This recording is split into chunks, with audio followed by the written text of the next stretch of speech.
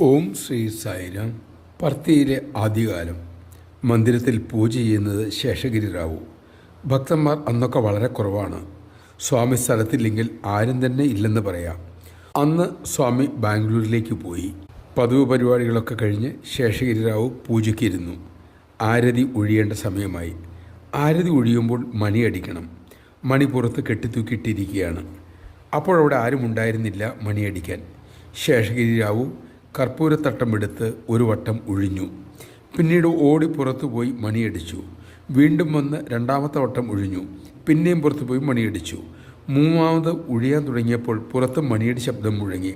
ഏതോ ഭക്തൻ വന്നു എന്ന ആശ്വാസത്താൽ ശേഷഗിരി റാവു ആരതി തുടർന്നു. ഈ സമയം ബാംഗ്ലൂരിൽ ശേഷഗിരി റാവുവിൻ്റെ പേരക്കുട്ടികൾക്കൊപ്പം കളിച്ചുകൊണ്ടിരിക്കുകയായിരുന്നു. സ്വാമി പൊട്ടിച്ചിരിച്ചുകൊണ്ട് പറഞ്ഞു, നിങ്ങളുടെ മുത്തശ്ശൻ ആരതിയെടുത്തും മണിയടിച്ചും സർക്കസ് കളിച്ചുകൊണ്ടിരിക്കുകയായിരുന്നു. ഒടുവിൽ ഞാൻ തന്നെ പോയി മണിയടിച്ചു കൊടുക്കാൻ. ജയ് സായിരാം. എന്തിനും ഏതിനും ഭഗവാൻ ഭക്തന്മാർക്കൊപ്പം ഉണ്ടാകും. യഥാർത്ഥ ഭക്തനായി മാറാനായി നമുക്ക് യത്നിക്കാം. സ്വാമി നമ്മെ അതിനനുഗ്രഹിക്കട്ടെ.